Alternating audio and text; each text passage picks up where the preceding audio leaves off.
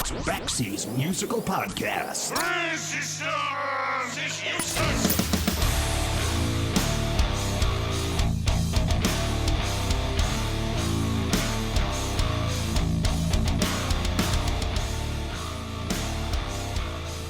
Hey, everybody, it's Bax, and welcome back to Baxi's Musical Podcast. It's great to have you back with me for another episode. If this is your first time here, welcome. You're in for a real good one with my guest, Craig Bell, from Rocket from the Tombs and the Saucers and a bunch of other great stuff from as far back as the early 1970s. So let me explain to you what you're going to hear today. Over the course of rock history, there are countless examples of bands that have achieved this legendary status, not because of what they recorded, but because of what the people in those bands would eventually become. Now, many of these bands have recorded nothing at all, but that's not what's important here. In the UK, for example, there have been stories of a band called the London SS. They not only didn't record anything, they barely got past the auditioning stage of trying to pick out members for the band that would hardly ever wind up playing, and yet the band, or lack thereof, would go on to spawn The Clash, The Damned, Billy Idol and Generation X, and several others. But then you also had a band called Rocket from the Tombs out of Cleveland, Ohio. This was a proto-punk band that came very close to making it big, despite never releasing any of their own music until they reformed temporarily in the 1990s. But the legacy of this band is significant for not only what it fractured into, but because of the incredible punk and art rock anthems that were divided between them as they split. On one hand, you had guitarists Cheetah Chrome and Johnny Blitz leave to form the legendary Dead Boys with Stiv Bators. And then you also had David Thomas and Peter Lofner leave to form the legendary Pere Ubu. And Craig Bell, the bass player, would move to Connecticut, where he would establish his own very long musical career as well. This is a story of a band that could have and should have been huge, and by all reports, may have been one of the great long-lost American rock bands of all time. A band responsible for songs like Sonic Reducer, Final Solution, 30 Seconds Over Tokyo, Muckraker, Ain't It Fun, Down in Flames, and more. And since then, Rocket from the Tombs has only grown in stature, especially after reforming in 1993 with Richard Lloyd from Television filling in for the late Peter Lofner. This was a band that would spawn some of the most timeless songs ever, covered by everybody from Guns N' Roses to Living Colour to Peter Murphy from Bauhaus and many, many more. This is my conversation with Craig Bell from the legendary Rocket from the Tombs on Baxi's Musical Podcast.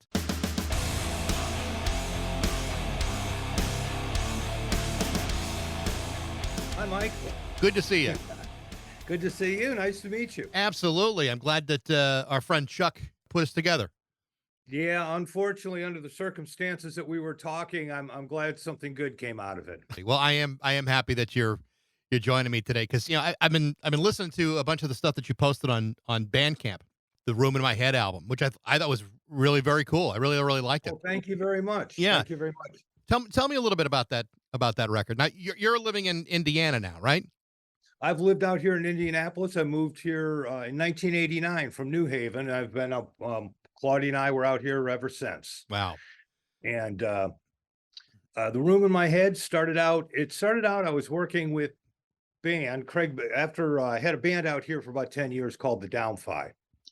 And after that band broke up, I sort of just started doing shows under my own name, Craig Bell and Band, nice and simple, So I was working with a few guys and we worked up a bunch of songs and went into the studio to record them. We did the basic tracks and then there was like a hiatus of a month.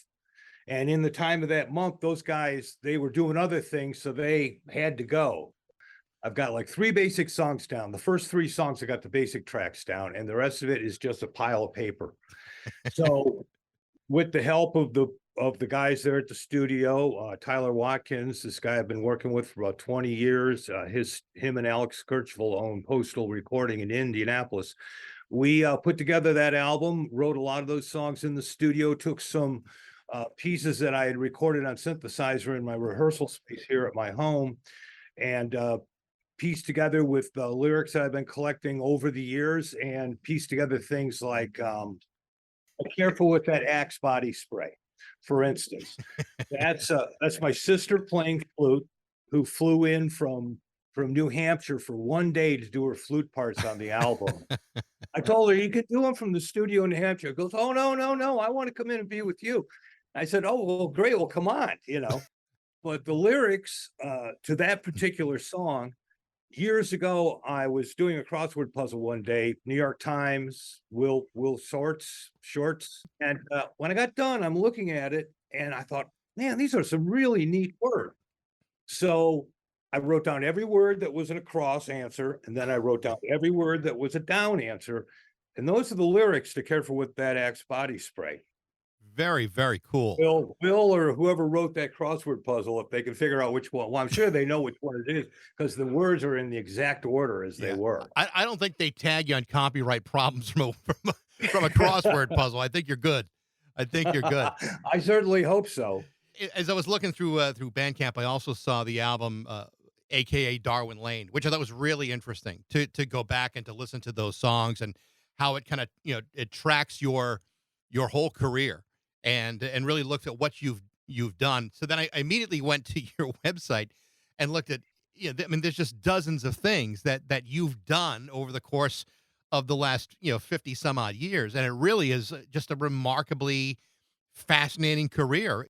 Well, thank you very much. It really has been quite a journey, and sometimes wondering when it was going to end or if it had already ended. And but yeah, I've been very lucky to work with amazing amount of really talented people. Starting out back in Cleveland with the first band I was in with Jamie Klimek and Jim Crook, the guys who really taught me basically how to play. Right.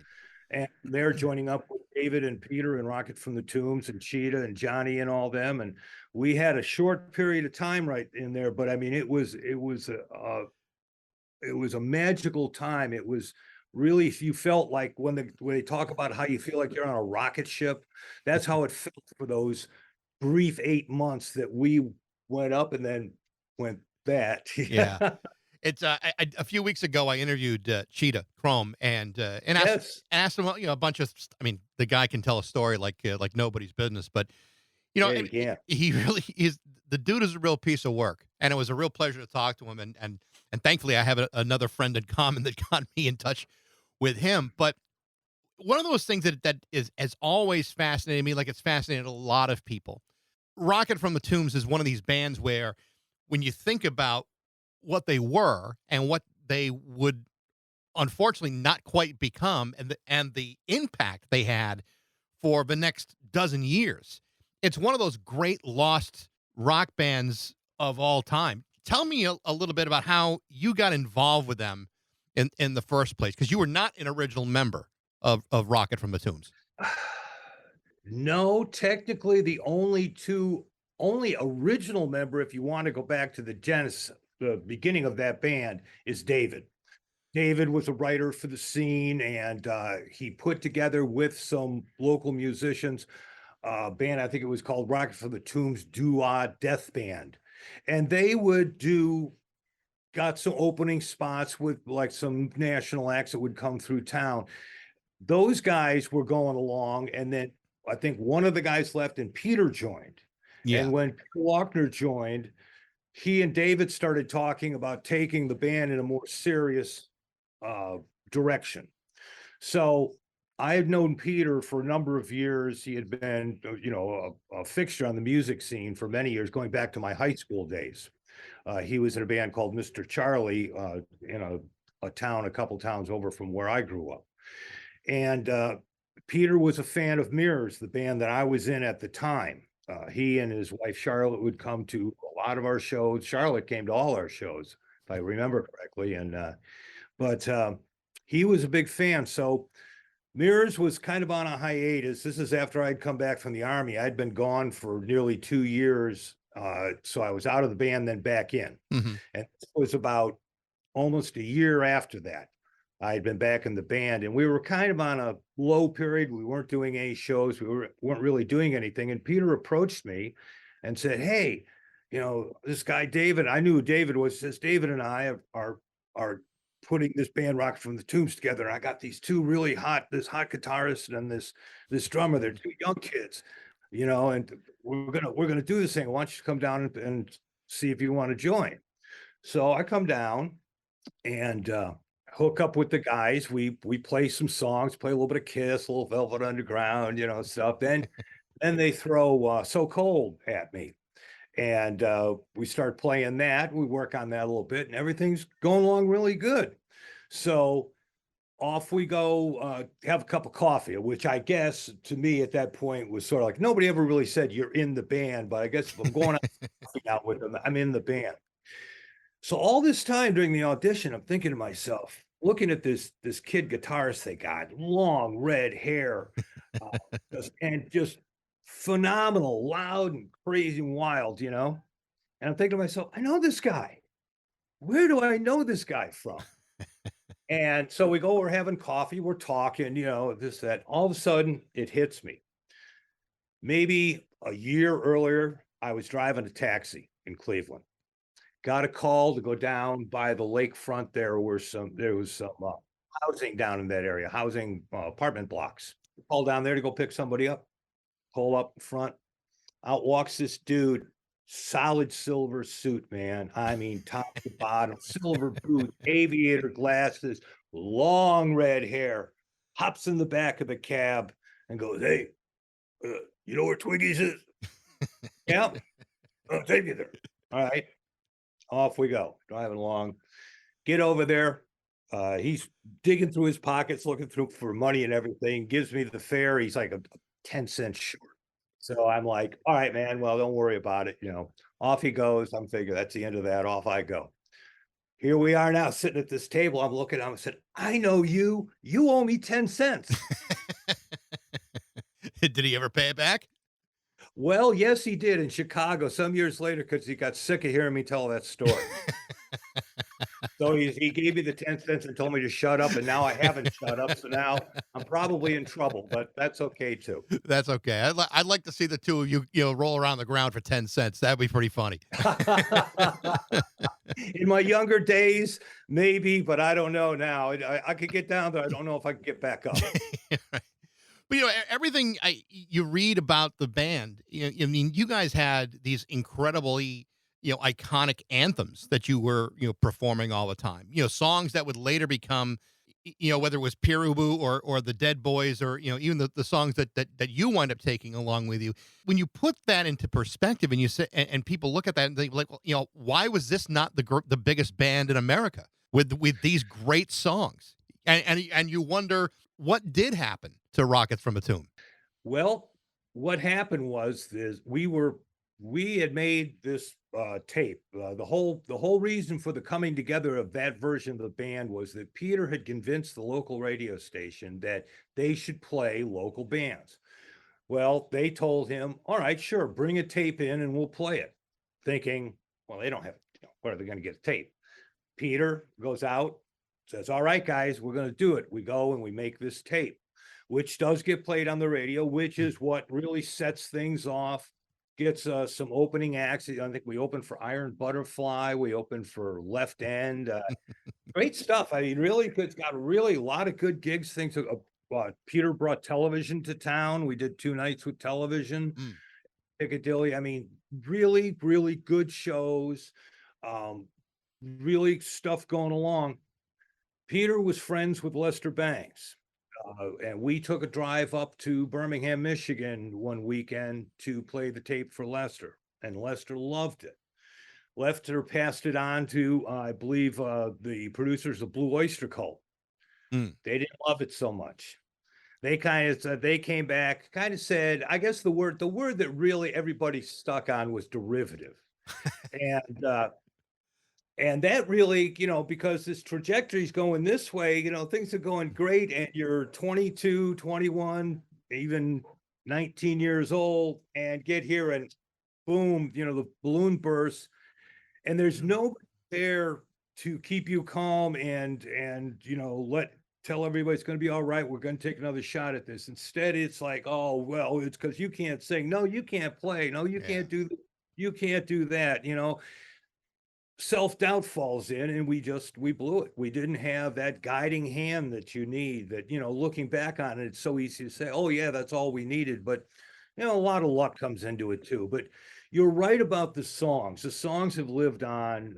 Sonic Reducer, 30 Seconds Over Tokyo, Ain't It Fun, Amphetamine, So Cold, Muckraker, and then many more. They have lived on, and they're just as fresh and strong today as they were when we recorded them, what, 40 some years ago. I had read Cheetah's book, and there's a whole big, obviously, there's a whole big section about this, and very much like what you talk about, that there wasn't, that you guys had confidence, but as soon as someone said no, then that kind of rattled you. And one of the things that he talked about in the book, which I think is really interesting, is there was a lot of criticism about David Thomas's voice, which I think is Yes. interesting, because if you let like Pierre Ubu sink in, his voice is perfect. I mean, Yes. it's very, very different. It might be an acquired taste, but when it comes to those songs, and even on their first album, you listen to it and like, no, that's the way it should be. And I guess Neil Young can't sing, but yet he's had a tremendous career. Bob Dylan can't sing, but yet who's gonna deny Bob Dylan? David Thomas, I think, is kind of like that kind of singer. You may not have an immediate appreciation, but damn it, those songs sound great with his voice. I think he's proven that point over the years Absolutely. quite well, quite well. Yes, he has. Absolutely. And I'm not going to speak for Cheetah or what he's saying, but I think that what, in my mind, what he meant, and kind of where my head was at the time too, was that the criticism was that he can't sing. We're looking for an excuse as why we failed. Yeah. And of course, we're going to do our best not to blame ourselves. So well, yeah, I guess, maybe his voice isn't quite for anybody. I forget the fact that, sometimes I forgot how to tune my bass. Let's forget about that. Or let's forget about halfway through a song, I forget where the riff goes. Let's forget about that. But yeah, no, people are put off by his voice. We were young, and like I said, I think if we had a hand, someone we trusted and believed in, I think that would just have been a blip on the road, and who knows what the next situation would be. Yeah. But it happened the way it happened, and I find it so amazing that years later, in the 1990s, early 2000s, all of a sudden this wave of interest in the band is revived. We put out the recordings that had been bootlegged for so long, as The Day the Earth Met Rocket from the Tombs, adding the live stuff from the Piccadilly, which I didn't even know up until about 5 years before that. I didn't even know that stuff existed. Really? Yeah, I left Cleveland about a year after Rocket broke up, and that stuff had been recorded at the Piccadilly, but either I wasn't paying attention or I just forgot. But I had no idea. And then in the 90s, I'm visiting Jim Jones, and David's over at his house, and they're playing these tapes, and David's turning to me and they're doing a song, Read It and Weep, that I had written. And he goes, "What's the name of this song?" And I couldn't remember. So I had to go back and look at some old tapes that I had from Saucer's days, and I found it, and I sent him back a message. I said, "Oh, that's Read It and Weep." Because even though I brought it to Connecticut with me, and we played it early in the early days of Saucers, I had just totally forgotten about that song also. We'd mentioned the songs, and then to hear the band record again, and then to play again, to have gotten back together many years later. What is it, 18 years later?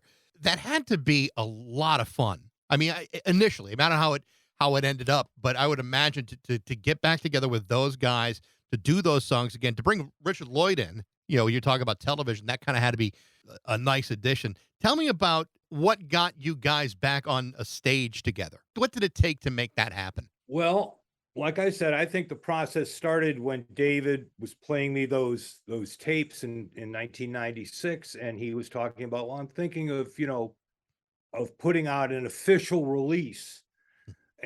And which he did, The Day the Earth Met Rocket from the Tombs, and that came out in 2002. About 6 months after its release, David starts sending messages around saying, "What do you think of us getting together for a one-time only show in Los Angeles?" He was putting on his Disaster Dome that year, in 2003 in Los Angeles. Right. And Cheetah and I and definitely were immediately on board. You know, he brought in Steve Melman from Pere Ubu on drums. And we got together in Cleveland and started talking about who would be a good person to fill the role that Peter left, because, you know, certainly not going to have him, unfortunately. Right. And the talk quickly turned to Richard. And Cheetah and Richard were friends, contacted him. Richard immediately accepted. And you have heard that he said, you know, that he at long time wanted to be in that band. And we set off, did the LA show, got together down in Nashville one time, and I think up in maybe Nashville a couple of times. Down where Cheetah was living, I think Richard, I, and Cheetah got together one time with Steve too, I believe, and we worked on some stuff. And then we got together for some rehearsals in Cleveland, and then, you know, one shot deal, go out to LA and do this show. And it was just fantastic. I mean, the ovation was incredible. There were people that flew in from New Zealand I remember sitting in the courtyard, we're about ready to go on. These two guys run up and they're breathless and they're going, have you guys gone on yet? Have you gone on yet? No, we're just getting ready to go on. Oh, thank God, we just got here from the airport. We just flew in from New Zealand. And I'm like, well, you win the distance award. Wow. But, you know, but I can see that, because, you know, if you're a fan of any of the project that spawned out of that band, yes. I mean, this be like one of those essential shows, kind of like when, you know, when a band gets, you know, back together after many years with unresolved difficulties or questions out there. You guys fit into that exact same place. So I would imagine any fan of the Dead Boys or Pere Ubu or the Saucers or whatever would have to be at that show. It was like that. Definitely through the first couple of years of places we would play. Again, saying that was a one-shot deal. Well, a one-shot deal turned into like a half a dozen shows that spring, and that turned into a national tour that fall.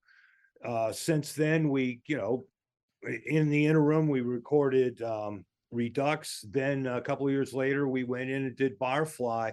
It was always like, don't expect this to last. Right now, this is what we're doing, but, you know, make sure you find something else to do. It's sort of like, you know, never quit your day job, even though things are looking good, kind of thing. And well, to this day, it has continued on. Obviously, we haven't done anything in a while, but I mean, we haven't officially broken up. So who knows? After going through that and some of the other situations that I've found myself in over the last 20, 30 years, I've just learned that, okay, I'm going to see where this goes. So, well, I will say this: you are responsible for one of my all-time favorite songs. I mean, you know, "Final Solution," I just think is one of the great rock songs of all time. And I wish I could have heard that in its infancy. What you guys really, you know, wanted it to sound. I mean, we know eventually it got recorded, but to have heard it, you know, the way you guys had intended it would have been really, really interesting.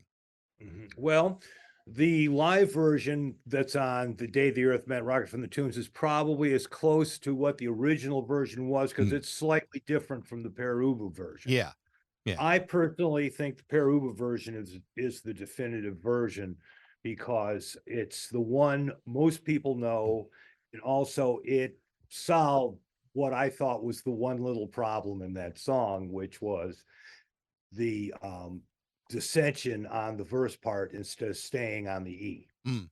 Yeah. And it wasn't, I didn't realize it as a problem until I heard the Pere Ubu version, and I just said, oh, that's perfect. That's exactly, listen to how that just flows into the bottom, the chorus, whatever you want to call it. Yeah. So to this day, I still play that in my set. Great song. It's a wonderful song. It was a true collaboration. David and I had arrived to practice early and come in, sit down, and, you know, tune up and just talking, whatever. And David goes, well, I've got this song. here, let's work on it a little bit before everybody gets here. So he's got, excuse me a second. He's got like a small table next to him. So he just starts, the girls won't touch me till I got a misdirection. And then he kind of looked at me and says, now you do something here. And so we're, playing along with that, and we get to that, and I'm making some noise or something, and Peter arrives. He joins in. Cheetah arrives. He joins in. Blitz gets there. We work out this song, and right in there, Peter comes up with that ending piece, throws that BE at the ending, and Yep. It just came together in the day, in the moment. Wow. And we started playing that out immediately, and then it turned into what it's become today. Yeah.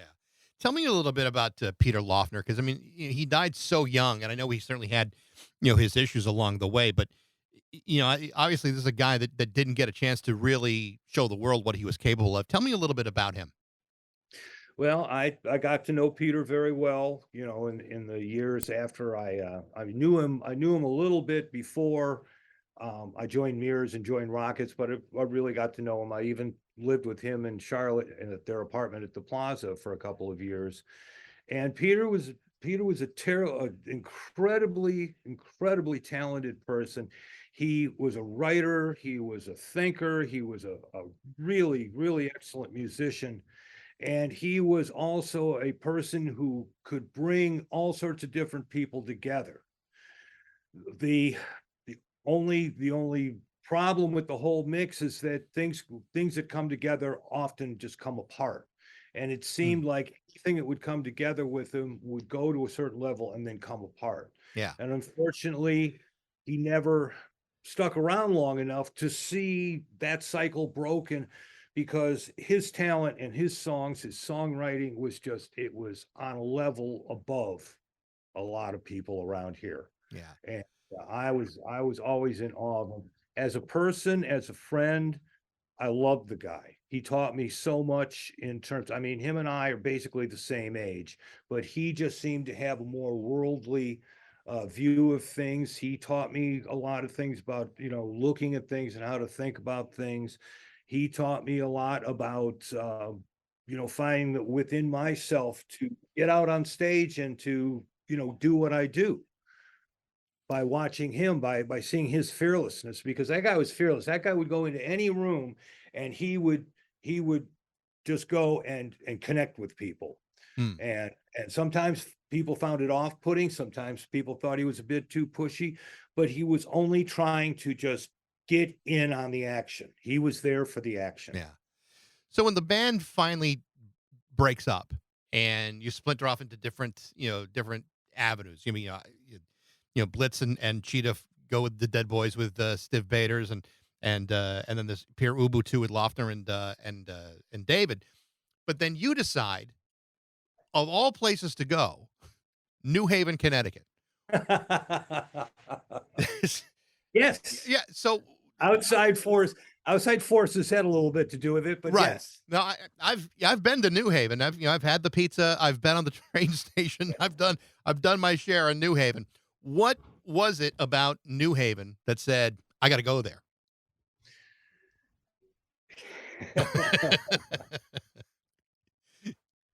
I come from a railroad family. Okay. I went out to New Haven, Connecticut. I had been working on the railroad when I got out of high school, but I was laid off before I got drafted. And when I came home, the Eastern railroads were in a mess, and they weren't hiring in Cleveland. Excuse me. So through family connections, I found out that Amtrak out on the East Coast was hiring. So I applied for a job, and they told me you could pick one of 4 places. And the one place that they said was the only one place that I had never been to, and that was New Haven, Connecticut. And I thought, well, New Haven, it's halfway between Boston and New York. Why not? So I went out there, interviewed for the job, got the job, and moved out there in September 1976. So how? I had no idea what I was getting. I mean, the lay of the land or anything. I just go out cold. I knew I had a job. Yeah. That was about it. Because I mean, unless you're going to Yale, there aren't a whole lot of people who say New Haven is New Haven's where You know, where I want to finish. until I investigated the situation, where New Haven was and everything, I didn't even know Yale was there. I said, "Oh, wow, Yale's there. Oh, hell, Yale's right in the middle of the damn thing." So how long did it take you to start, finding musicians, like-minded musicians to play with? Because it didn't, I mean, within the year, you're already playing with another band. The first year, I moved out there with my then girlfriend, soon to be first wife, Renee Dewar.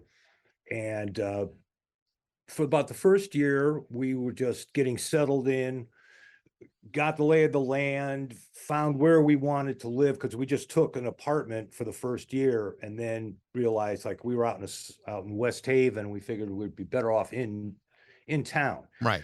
We found a nice apartment there, and then I started looking around, looking in the ads and things like that, trying to find what was going on.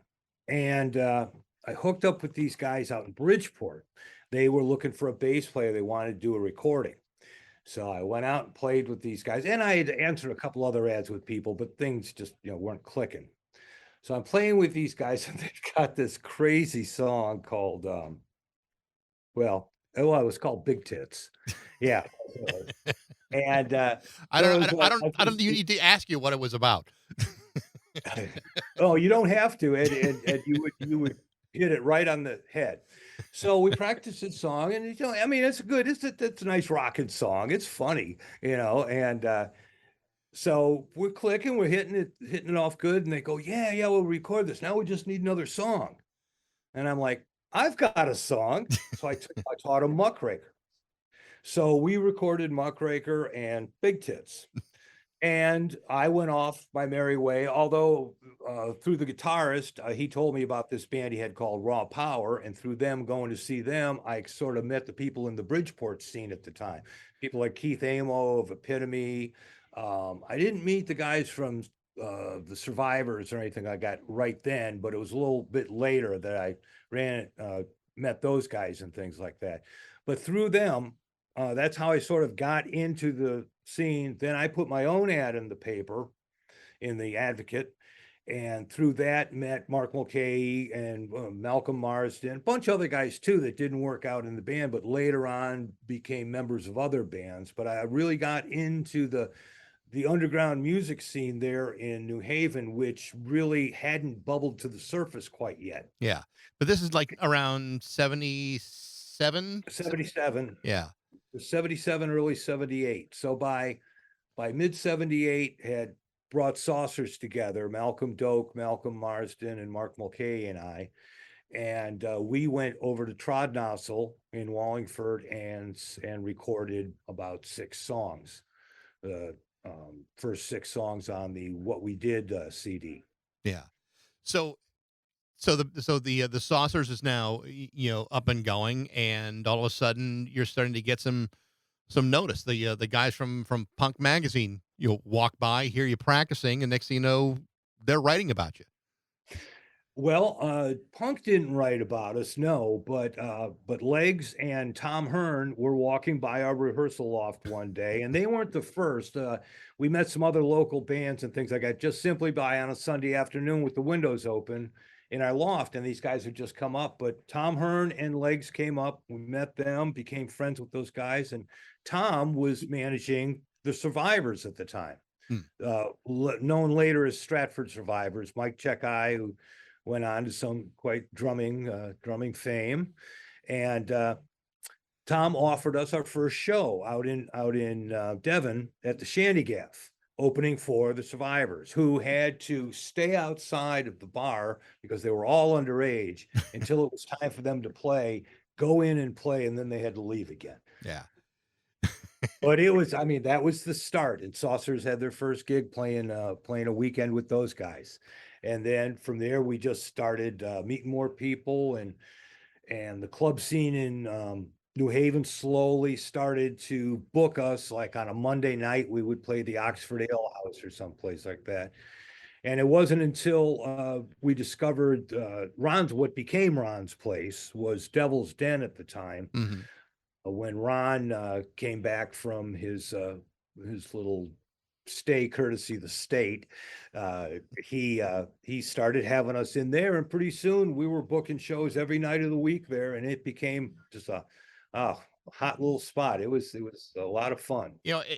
When I talked to when I read Cheetah's book, he was talking to me about the music scene in Cleveland, and it sounded like it was like nothing but like cover bands, and that was pretty much it. But then you're moving to New Haven, and then you're starting to become, there's a scene developing in New Haven. Was there a big difference between the two cities, between going to Cleveland and going to New Haven musically, or was because it always has felt like New Haven may have been just a little bit more fertile and creative than what was going on in Cleveland, or is that not really an accurate look at it? Because of my trajectory of going through it, it seemed like when I got to New Haven and got myself settled, it did seem like there was a greater pool of musicians, like-minded musicians to work with. That may be because it was a smaller town than Cleveland. Hmm. It may be because Yale was there, because there were a lot of Yale students and students from Wesleyan and Southern Connecticut State who were and Quinnipiac, who were involved in the music scene, even in the earliest stages. You didn't get that much in Cleveland. It was mostly like the East Side was sort of like an arts community. The West Side was like a bunch of noisy rock and rollers, and we sort of met downtown and and things were starting to happen. I know that the music scene in Cleveland became much more above ground right after I left. And from like 76, 77 for the next 10 years, Cleveland had a great music scene. The Flats area and everything, bars popped up, a lot of great bands came out of there. But when we were there, Mirrors and Rocks for the Tombs and what have you, it started out with very few places to play. Occasionally, if you knew somebody, you might get on a bill at the Agora. Yeah. Then the Viking Saloon started, and it was mostly cover bands, like he said. And it was a lot of, and mostly the music scene in New Haven when I got there was cover bands also. But it's just that all of a sudden I just must have shown up at the right time, because this underground scene in the space of two years popped up until we had our own club. We were getting noticed by the bigger clubs and brought in to be opening acts on some of the new wave and punk acts that were coming through town. Well, and I would assume that a lot of what was going on in New York was finding its way up, up, Yeah, up the highway, yeah. and then you're right into New Haven. That's right, and New Haven saw a lot of great bands come through there. I mean, you saw the Xanties early on there. Elvis Costello, I think it was like maybe 4 days before he did the Saturday Night Live show, he played at the Oxford Ale House in New Haven. The B-52s on their first trip up north there. Mark Mulcahy brought REM to Ron's place. Mm. And yeah, you got a lot of great bands up there. A lot of the New York bands, not so much like the Ramones or the Deadboards that on a regular basis, they would come through there, but you'd get like the Fast, and you would get of course I'm fit. Anything I'm in Corpse Grinders and David Johansen and Mm. people like that. You would get those people coming up and playing, especially like the Arthur Kane in the Corpse Grinders and the Fast and people like that, because there was a record label in Bridgeport ran by Andy Doback, Whiplash, Yeah. that had a lot was putting out a lot of those guys' records. So they would come up and play up in the Bridgeport area. I was listening to some interviews that you had done, on other podcasts, and obviously, when the Beatles come around, it's pretty impactful for a lot of people. But it also sounds like the Velvet Underground was pretty impactful for you too. Tell me about how influential those two bands in particular were for you. Well, the easiest thing is to start with the Beatles. Right. And when the to me, when the Beatles played on the Ed Sullivan Show, it was sort of like it was like the Wizard of Oz, where she lands in Oz and all of a sudden everything's in color after it's been in black and white. That's what the world seemed like to me after the Beatlemania struck. It just from that point on, the world was in living color and I was right in the middle of it. I was, when they in '63, I was 11 years old. I was just about to turn 12 when they played the Ed Sullivan Show. So I was hooked. Yeah. Within a couple of years, one summer I went to the Beach Cliff Theater and I saw this movie starring Jerry and the Pacemakers, who were another band that was managed by Epstein out of Liverpool. And they had a movie called Ferry Across the Mersey. And me and my friends sat through that on a Saturday afternoon about 3 times. And on the walk back home, we just both agreed, we have to be in a rock and roll band. I mean, I'm 13 years old now, and I'm thinking, yeah, I got to be in a rock and roll band. I had no idea how to do that at that time. And it took me another 6 years to figure it out. But in 1971, I joined Mears. Yeah. So mission accomplished. Now, were your parents real happy about that? My parents did not think that was an appropriate lifestyle for anyone. My father was against guitars. He would not let me have a guitar in the house. So I never played a guitar at home. I had to leave home to do that. And Right. I graduated high school in '70. I moved out and got my own place with some friends and started looking to join a band and ended up being a bass player in Mears. But I did have musical training. My father did say, look, if you want to be a musician, you better learn something. So I took, clarinet lessons and oboe lesson or trombone lessons, and I sucked at both of them, nothing fierce. But I learned a little bit, and I got the basics and stuff like that through that and through we would have, I know in junior high school you had music classes. Yeah. I don't even know if they have music classes anymore in schools, I don't. but Not very often do you find that. yeah, so, you had that, and I was never in the church choir or anything like that, but, you pick up a little bits and pieces here and there. So, no, they weren't encouraging, but, once I started doing it, they never discouraged me. And even years later, my mother remarked that she admired the fact that I had stuck with it, and at this point, it was about 10 years of doing this. Yeah. She was admiring it, she admired me for sticking with it. Yeah. Now, what You about know, the Velvet Underground? Tell me about your the appreciation for them. Velvets, I came into I discovered the Velvet Underground through Andy Warhol because I had read in magazines about Andy Warhol and the art he was doing in the '60s.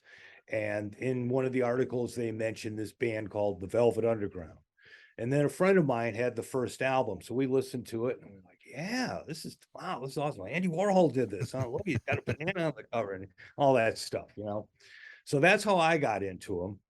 And as it went on, uh, you realize that people who like the Velvet Underground were like this certain category of people over here that liked a lot of other stuff that was really cool too. Yeah. I started delving into that and meeting those kind of people, and there was a lot of them in Cleveland. I think it was Eno that said that the Velvet Underground only sold 1,000 records of their first album, but everybody who got one started a band. I swear 900 of those were sold in Cleveland. Could be. It could be.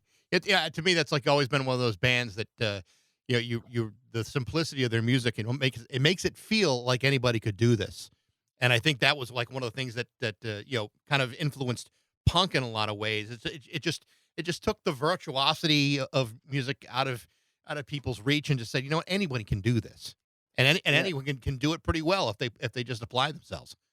That's very true. It brought it back to the masses. You didn't feel like you had to be a virtuoso. Although when you start playing those simple little rhythms and everybody's playing their interpretation of that simple little rhythm over the tops of things, you end up with some pretty intricate things. Yeah. So what got you to leave Connecticut? Because at some point you decided to move to Indianapolis, and my understanding is you were kind of at the time done with music, or you just temporarily. I was pretty burnt out come to the end of the '80s. Yeah. I had been working a job and working music as a job for a good while, and I was pretty disheartened, and I had a few other problems dogging along with me, and it was time to make a change. Yeah. Claudia, my wife at that time, Claudia, was from Northern Indiana, and her father was in poor health. So we thought I tried to work out a transfer to Chicago on Amtrak. Um, that fell through.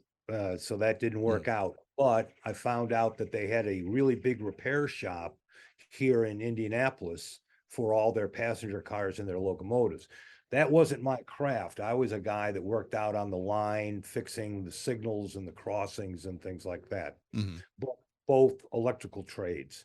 So I transferred what they call crafts and took a job out here in the shops in Indianapolis. This way we were like within 100 miles of where her parents were. And unfortunately, a couple of years after that, her father passed away. Mhm. But that time we had settled in here, and Claudia found a job in the publishing business, and we bought a house, and here we are. Unfortunately, Claudia took sick a couple of years ago, and she passed away last August. Oh, very sorry. I'm sorry, not last August, a month ago. And I had been here at home for the last couple of years taking care of her. Mm. She had went through her journey with cancer, and now it's time to sort of get back out into the world and start working again, because I had been sitting on the sidelines for a little while. Yeah. Well, it'd be great to see what you're coming up with. I mean, the last album was what, 2020? 2020, I released it on Bandcamp, and I made a few CDs, which I'm going to be selling at shows and things like that. And I have them up on my website also at craigwbell.com. And we have some, Good plug. thank you, by the way. Very good plug. Yeah.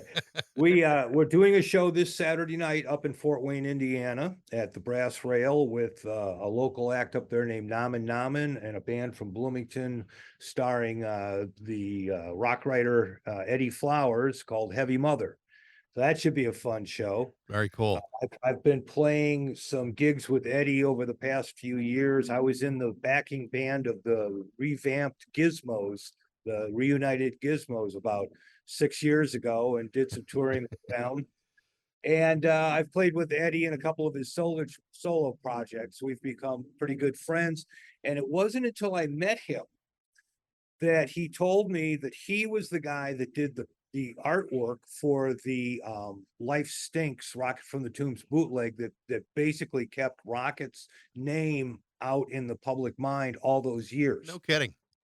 Interesting. That as under Eduardo Flores, he did the cover art. And that was just, it's That's one of those very cool. little things that in the world, you go around the world and just these things just intersect. We're just one big Venn diagram. Yeah. Well, it's funny you talk about Northern Indiana. For years and years and years, I used to drive all the way from either Massachusetts up to Milwaukee, where I went to school up in Marquette. In Milwaukee. So we would do that drive, a couple times a year. And so I know all the rest stops over there. So, Yeah. so It is a long drive too. Wow. Yeah, Oof. it was a 17-hour drive. It's been a while since I've made that trip, but I might have to do it. And if you're playing out there, I might have to stop by. You could take the shot across Ontario and then the Mackinac Bridge and come down that way too. That actually might be shorter instead of going down and coming back up. I love the Skyway. What can I say? Yeah, well, you know what? I mean, and along the lakes, anywhere around the Great Lakes is pretty special. Oh, absolutely, absolutely. It's a special part of the country around the lakes, no matter where you are. I spent 11 years out there. Yeah, and you know what I'm talking about. I Ben. enjoyed the hell out of it. I really truly did. I don't think people really understand how cool of a section of town of the country that is, between Minneapolis and Milwaukee and Chicago and Indiana and St. Louis. That whole stretch is a really cool part of the country. And it's a great and living here in Indianapolis, one of the great advantages is that there are so many great music towns in a circle around you. Yeah. That you can go out and you can work without really having to go out and be out for like 2 or 3 weeks. You can go out for a couple of days, come back, go out for a couple more days and come back. It's really for that great place. It's got a fairly good music scene. There's a little bit everything around here, really, but just small amounts of it. Yeah. Hey, Craig, it's been a real pleasure to talk to you. Like I said, I've loved the music that has come out of that band for a long time. Love Pierre Ubu, love the Dead Boys, and it all germinates from Rocket from the Tombs, and it all germinates with you too. So Well, Mike, it's a real pleasure. thank you very much, and I really appreciate it. Thanks to Chuck Dubé. Thank you very much for having me on. Very good. Thanks, Craig. I appreciate the time. Thank you very much. Take Have care. a great day. Craig Bell's latest album is called Room in My Head. You can find that on Bandcamp or check out his website, craigwbell.com. Thanks for listening. I hope you enjoyed it. If you did, share it, like it, rate it, tell all your friends about it. You can reach me at bax@rock102.com. I'd love to know what you think. And thanks again for listening to Baxy's Musical Podcast.